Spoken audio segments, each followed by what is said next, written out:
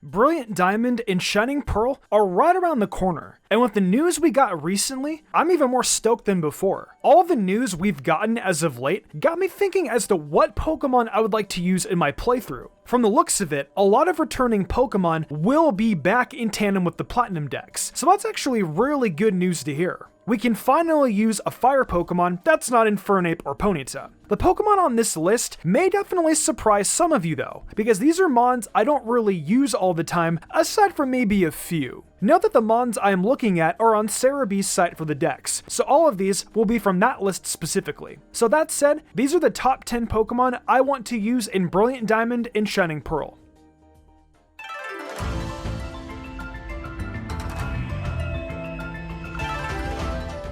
Starting off at number 10, we open up with Mothim. I have never ever once used the Mothim in the entirety of its existence. You guys know I am a huge fan of the Butterfree line, and I even don't mind Beautifly and Dustox. Mothim is a Pokemon I have always never been really fond of though, due to the fact it's the evolution of Burmy. Burmy, as we all know, is straight up trash, and I'm not even trying to use that as an insult, because there's literally a trash cloak for it. Mothim may not be all that great on paper, especially competitive-wise, but I've never tried it in-game. With how easy these games probably will be, I think Mothim will be a fun choice. I hope it can at least provide me a little challenge. I mean, at the end of the day, the worst team is always a possibility where this thing will shine. Speaking of shine, I'd kill for a shiny Mothim. That thing's got some flair to it.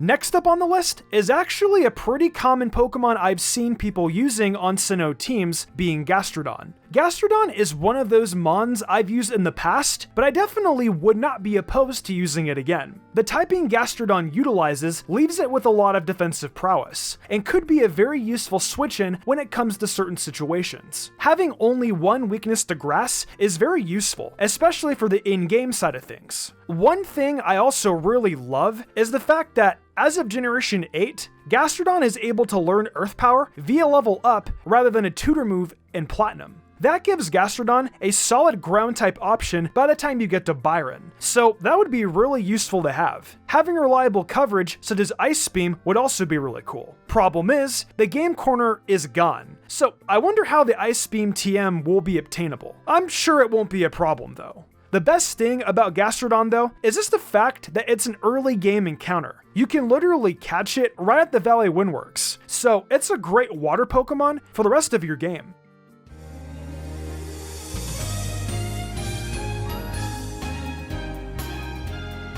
Here's definitely a Pokemon I feel everyone has used or will use in Brilliant Diamond and Shining Pearl, Staropter. I don't really need to get into why Staropter is great, because it's pretty obvious. Not only is it the best early game bird, in my opinion, but it's got a solid design too. Legit, great attacker, and speedster. We have Brave Bird, Double Edge, and even a potential new hidden ability to try. I say new hidden ability because in Generation 4, obviously hidden abilities didn't exist. The idea of having the possibility of running Reckless gives me hope to really dent the crap out of BDSP. Staropter is the best bird for any playthrough, and I will use it at least once in any playthrough of these new Sinnoh games. It will probably be in the 3rd or 4th playthrough though.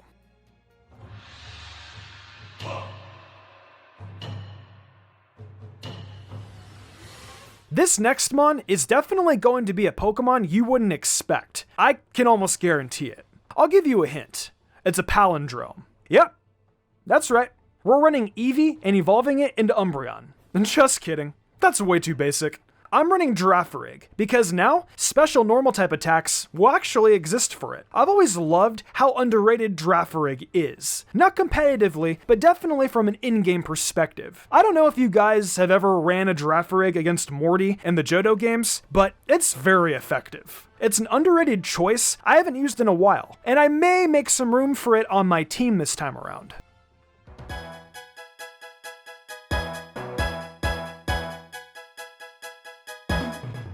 Next up is a Pokemon that was originally a normal type in Pokemon Platinum, but now with the existence of fairy types, it's time to run it in Sinnoh. The Pokemon I'm referring to is Clefable. Funny enough, I actually had no idea Clefable was in Pokemon Platinum until I watched Chugga Conroy's playthrough of Platinum a few years back. He seemed like he actually had a lot of fun using it. But now in the remix, with Clef being Fairy, I think it's finally time for me to give it a test. I'm not sure how well Fairy will do in Sinnoh, but with the vast move pool Clefable has, it can come in handy in any situation. It's already a good Snorlax substitute when it comes to filling that filler spot, so I think that Clefable could actually do very, very well. I just hope that Clefairy will be easy to find in these remixes, because sometimes they can be a little bit rare. For coverage though, Thunderbolt, Flamethrower, it's got a lot of coverage, and I'm stoked to find it.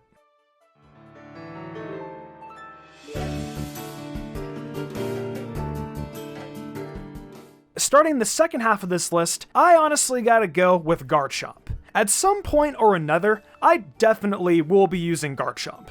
I mean, who doesn't want to use Garchomp? We know how strong it is, plus the availability we can get it at makes it really well worth it. And I'm pretty sure we can obtain it as early as we did in Platinum. You can get it in Platinum really early, literally just by cutting down a tree, finding Wayward Cave, and then going down one floor, and then using the bike to go up a slope.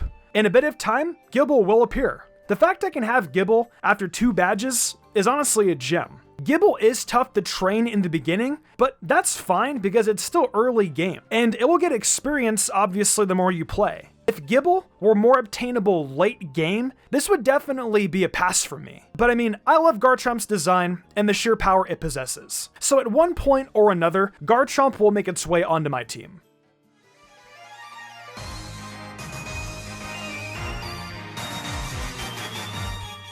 For the love of Arceus, I hope Murkrow won't be version exclusive, because I seriously want to use a Honchkrow in Sinnoh. Honchkrow, fun fact, was actually on one of my first Pokemon Diamond teams I ever ran. I can't remember if it was the actual first team, but it was definitely one of the first teams I made. To get that nostalgia trip that I crave, I will definitely get it again. To be honest, I really don't think anything has changed that drastically for Honchkrow since Gen 4. I've always liked running Super Luck, so that's a pretty viable option. Moxie is definitely great too though. Either ability I wind up with will be just fine. Moxie is a hidden ability, but like I mentioned somewhat earlier, I think hidden abilities will be easy enough to get. Honchkrow is a fun mon, and I feel more than likely Honch will be on my first team I run in Brilliant Diamond.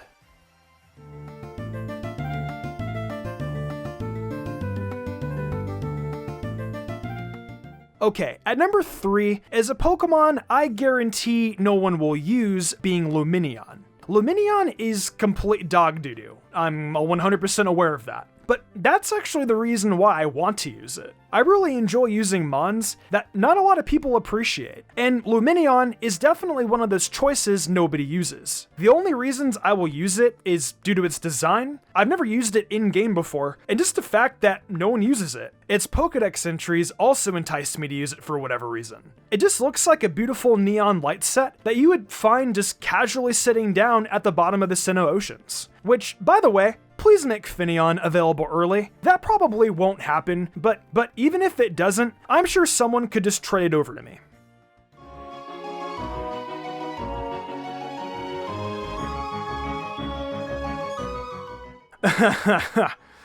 Oh boy.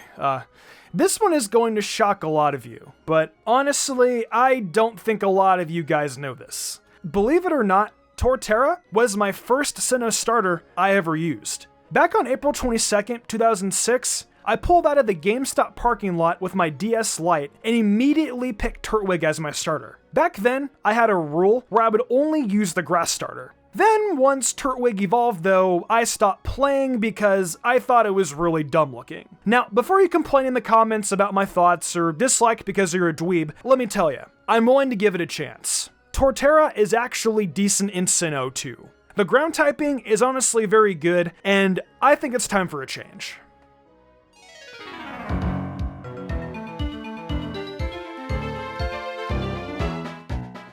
So if Torterra wasn't number 1, who was it? Well, this one may spook some of you out, but I'm actually going to go with Miss Maggias. Again, we have a case of a Pokemon being potentially version exclusive, and I can easily trade it over to Brilliant Diamond. Miss Maggias is dope because of its fast move pool, and its design looks like a witch. I love witches, and the little hat Miss Maggias wears reminds me of the hat that Maple wears from the Legend of Zelda Oracle games. Honestly, Miss Maggias is one of my favorite designs Sinnoh Pokemon for sure, and it's purple, so that's even more of a reason to use it.